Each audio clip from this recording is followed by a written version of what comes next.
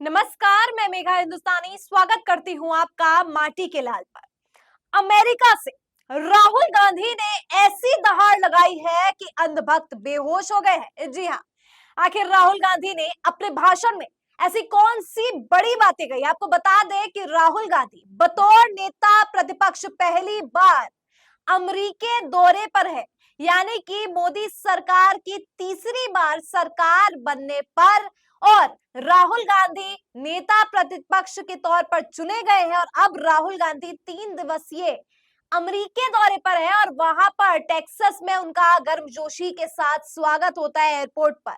साथ ही राहुल गांधी स्टूडेंट्स को एड्रेस करते हैं, कम्युनिटी को भी एड्रेस करते हैं और किस तरीके की बात करते हैं आप खुद सुनेंगे तो आपको लगेगा कि शैडो प्राइम मिनिस्टर, ऐसा लगेगा कि प्रधानमंत्री की भूमिका तो राहुल गांधी अदा कर रहे हैं।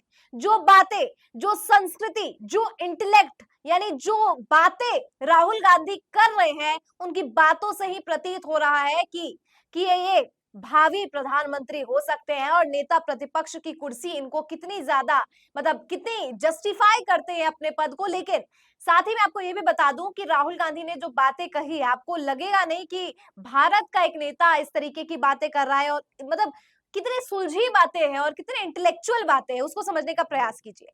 तो राहुल गांधी ने क्या बड़ी बातें कही है वो आपको बताते हैं। देखिए, स्क्रीन पर नजर डालिए।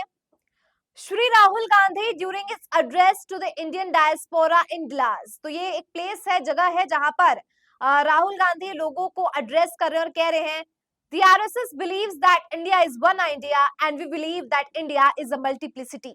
आरएसएस ये मानता है कि भारत एक आइडिया है, यानी सनातन मनुस्मृति की ओर इशारा किया जा रहा है और राहुल गांधी मानते हैं कि भारत विविधताओं का देश है।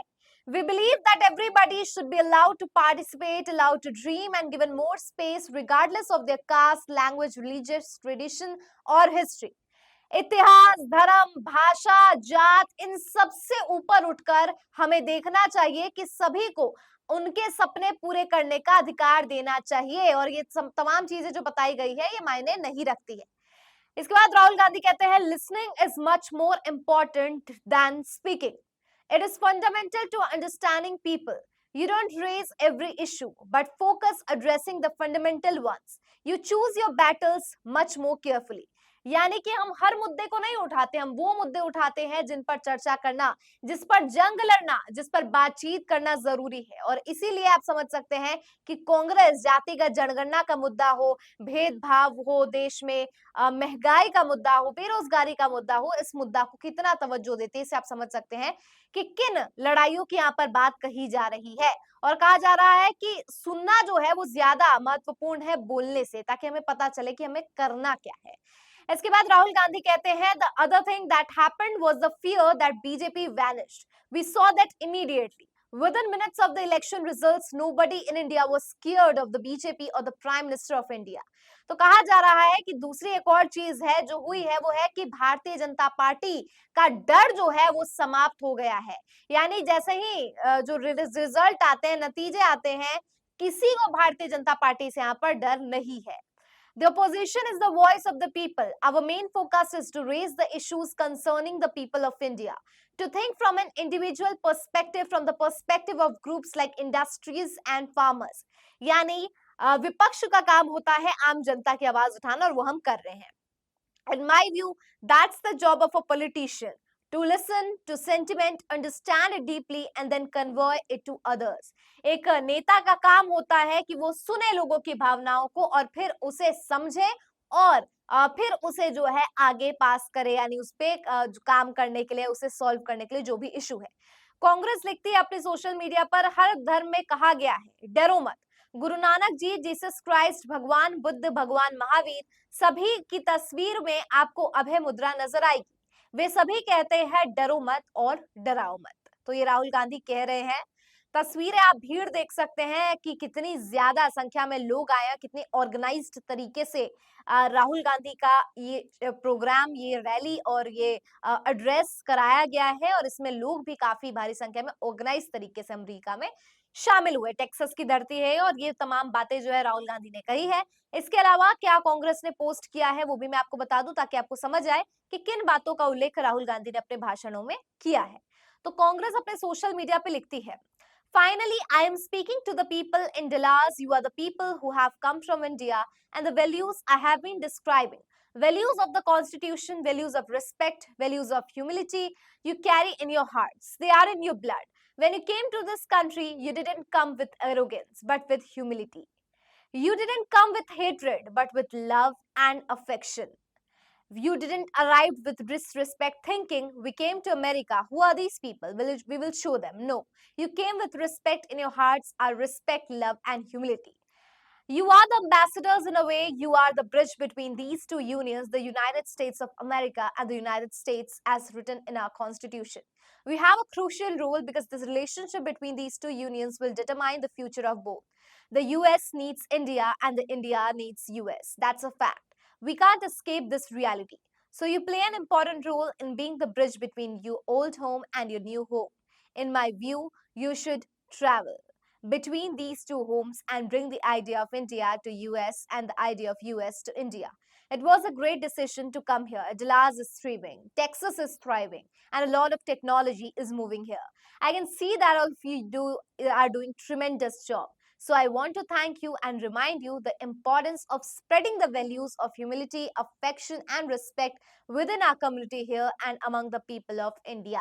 ये बात राहुल गांधी ने कही है कि भारत को अमेरिका की जरूरत है, अमेरिका को भारत की जरूरत है और दोनों ही मुल्क के निवासी जो है वो एक सौहार्द की भावना से एक दूसरे की मदद करें। और ऐसा नहीं है कि भारत से निकलने के बाद भूल गए हैं लोगों को पता है कि उनके क्या कर्म है और उस हिसाब से ही जो है दोनों कंट्रीज को डील करनी चाहिए। ये बात जो है मुख्यतः कही गई है। इसके बाद कहा है कांग्रेस ने, या मैं कहूँ राहुल गांधी ने क्या कहा जो कांग्रेस ने ट्वीट किया आरएसएस के संदर्भ में। The RSS believes that India is one idea and we believe that India is a multiplicity of ideas.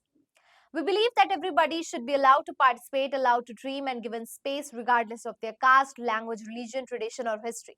This is the fight. The fight was crystallized in the election when millions of people in India clearly understood that the Prime Minister of India was attacking the Constitution of India. Every single word that I have said to you is in the Constitution. The foundation of modern India is the Constitution. What people understood is the election clearly. And I saw it happening when I used to raise the Constitution. People understood what I was saying. They were saying that the BJP is attacking our tradition, attacking our language, attacking our states, attacking our histories. Most important, what they understood was that anybody who is attacking the Constitution of India is also attacking our religious tradition. That is why in my first speech in parliament, you must have noticed when I describe Abhay Mudra, the fact that this is the symbol of fearlessness and it is present in every single Indian religion. When I was saying this, the BJP could not stand it. They don't understand and we are going to make them understand.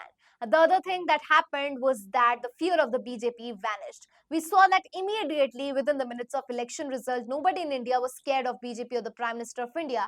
So these are the huge achievements, not of Rahul Gandhi or the Congress party. We are peripheral. They are huge achievements of the people of India who realize democracy, of the people of India who realize that we are not going to accept an attack on our constitution. We are not going to accept an attack on our religion, on our state. यहाँ संविधान के महत्व को और Bharatiya Janata party की नफरत भरी राजनीति जिसमें संविधान को खतरे में डालने का काम किया है उसको लेकर राहुल गांधी ने यहाँ पे बात कही गई है। तो इसके अलावा लिखा है कांग्रेस ने, We started here with the national anthem and it mentions that our states equally. It is not begin by saying that one state is the best, the second best, or the third best. The anthem describes India as a union of states, very much like the United States. Often people say that these are the two biggest democracies, but we share another important factor. We are both unions of states. The US, those national anthem we also played is a prime example of it. In our constitution, it is clearly stated, India, that is Bharat, is a union of states, which means just like in the United States, no state is superior to another state, no religion is superior to another religion, and no language is superior to another language. My brother who wears a turban deserves the same respect as someone who does not wear a turban. We cannot say we don't like you because you wear a turban, or he speaks Tamil, or we don't like him, or he speaks Hindi, so we like him, or he speaks Malayalam, so we don't like them, or Telugu. See, what we say is Telugu. We are not just talking about a language. Embedded within Telugu is a history, tradition, music, dance, food, everything.